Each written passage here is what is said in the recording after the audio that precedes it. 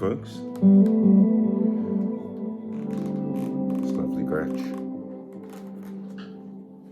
This is something that should be coming up a bit more on my channel, but today I was going to talk about a new Cordy video that was put out. He and I have been talking a lot about the Plethora of late due to the X1, which I have here on the board. And he went and finally got himself an X5, finally, after a long time of me chit-chattering about it. And his initial response to it was, there's nothing here that immediately jumps out at me as being earth-shattering or groundbreaking. And I have to agree with everything he said in that video. That's not to say that those effects don't work. For me, I've been thinking about this all evening, actually. After the video, he and I were chatting again about it, and I'm just like, what is up with that? Now, for me, I'm one who goes through effects like a hot knife through butter. I try everything, all kinds of stuff, especially modulation, delays, reverbs, somewhat choruses, delays, and all that stuff. And yeah, there's nothing in the TC stable of tone print effects that is earth-shattering, especially like the polyphonic stuff. When it first came out, it was doing polyphonics where the Helix was not. And I think, as everyone who's ever followed this channel knows, I am an absolute Helix nerd. So having a floor, having one of these, when the Plethora did drop, for me, the thing that was really wow about it was the mash switches, which he didn't really cover at all, which I think he should. So, John, if you're looking at this, cover the mash switches, dig into it. The MIDI control of it, etc., that's all by and by. But the thing that really struck me listening to that video, and I would encourage you, I'm going to link it below this so you can go off and hear it. I listen to all of John's videos. He does about 2 a day, and it's part of my routine. Usually I skip through some of his playing and stuff because for me, it's all John sounds like John.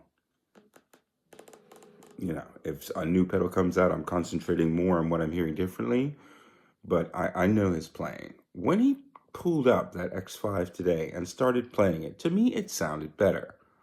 Like really a lot better than his usual stuff. And that is a bit of a weird thing, yeah?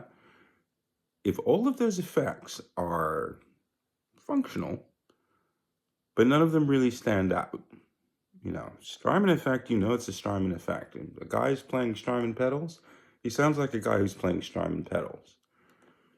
You play an X5, if you couldn't see it, you really wouldn't know what it was. It sounds good. And I think in his case, he was playing in stereo for one, which makes a huge difference. Those effects can be a little heavy-handed, like the ping pong and stuff like that on the drives is strong. And you could really hear that in the video. Maybe it was that which was picking up my ears. But it's a weird thing with a Plethora in that the parts, none of them are outstanding. The sum of the parts is somehow always more. And of all of the gear that I've tried over the years, and I've tried literally hundreds of effects and gear, the weird thing about the Plethora for me is that I didn't spend much time really digging into the sounds. For me, it was more how to make it better, how to fix it. So we fixed all the MIDI stuff. I did a ton of work with TC Electronics. Never once did it really cross my mind to say, this doesn't sound right. The polyphonic stuff in there sounds to me dated. There's some latency, there's some glitchiness to it, but like all the polyphonic stuff, I was watching a TPS thing tonight on the whammy and the wonderful Game Changer pedal. And there's an abysmal difference between, say, the Game Changer Bigsby pedal and the whammy. But both of them are signature sounds that you know. The X5 tone prints, they're functional, but somehow it adds up to be a bit more. Some of the best super presets that I'd ever built, I was just throwing those things in there, but no uber faffing around like you do in a Helix. Like the space delay in a Helix has 18 freaking parameters. I've built massive models to control those things, to go through and manipulate those parameters, and I love the sounds in the Helix. Like, those are fairly good. I've tried a ton of different pedals. I've got all these Skilly ones, the Zomas, the Halo Core. I dig my pedals. But the X5, what is up with that? Now, for me, I don't know. I don't think I have a bias towards these things. I've worked with so many different things that I can recognize sounds when they come up. And for me, the tone prints are bread and butter, functional, cheeseburgery, good effects. Good to the fact that I don't think about it. I just throw those things together and go. And the sum of the parts always adds up to be more than the thing. So as one who listens to John Cordy daily, I don't know how many of you guys do, but if you're a John Cordy fan, if you call it that, a regular consumer of his content, to me, what he played today sounded better than the normal stuff. And I'm really wondering, well, why is that? Perhaps it's a shared experience as well. Perhaps one of the more interesting things in dealing with effects is the plug and play aspect of it. And for me, the X5 stuff is entirely that. It's simplicity upon simplicity upon simplicity. It can be actually, there was a comment in his video of a guy that says, oh no, more complex, but also simplified. To me, this doesn't work. And I'm asking myself all night, why? That's the whole goal. Really, the effects should just work out of the box. You should have uber control over them, and it should be simple to do that. And the Plethora kind of did that. Even if it's dated now, it's 3, 4, 5 years old. The tone prints in it have not changed from the start of those pedals. There are guys all throughout the Mini Mad Sinus group that have individual TC pedals on their board, and those pedals are still there today. Hall of Fame as a prime example, the flashback delay. There's nothing special in those pedals. There's a lot of power in what can be created. The tone prints themselves, unlike most presets that you get across the Helix, which everyone has to continually faff with,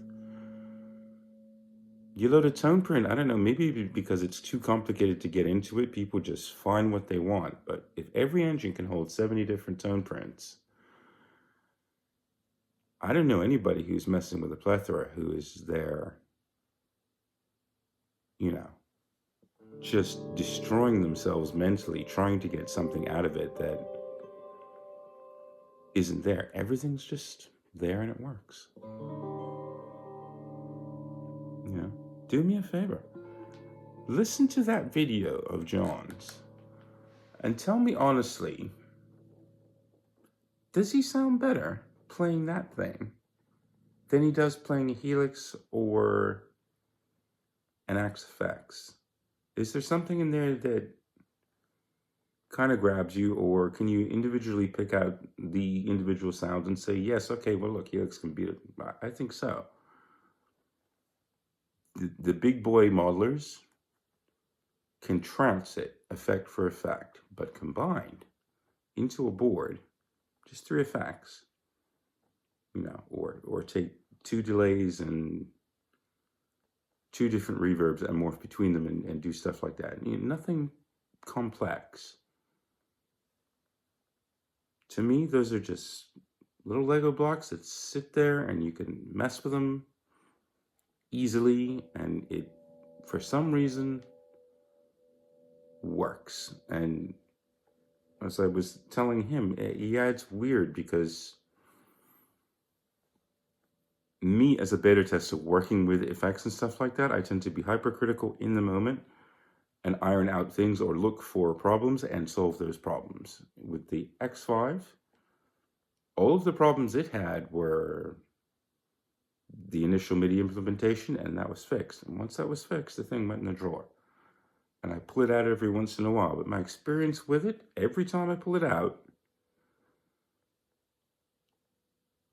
I just fall in love with the sounds that it's making. I'm not dancing around or, ooh, wow, this is, it's not a Strymon. It's a TC Electronics thing. But no time wasted. The damn thing just works. And maybe that's where the X1 will come in for people. No, it doesn't have MIDI, but it's a tiny little thing. If it's sat right there in front of you on your board, swing that around.